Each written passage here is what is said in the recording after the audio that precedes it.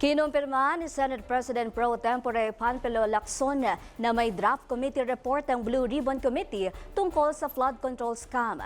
Pero gusto muna umano itong mabasa ng ibang senador. Ayon kay Lacson, mananatili itong draft report hanggang malagdaan ng 11 miyembro ng Blue Ribbon Committee. Anya, 6 umano ang pumirmang senador kahapon at 3 ang nag-withdraw bunsod ng sensitivity ng issue rito. Ito'y sa gitna ng pangamba na maaring mauwi sa kudeta sa Senado ang usapin.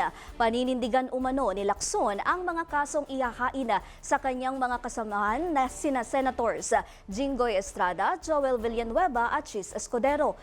Ang mga dating mambabatas na sina Saldico at Bong Revilla at Mitch Cahayon-Uy.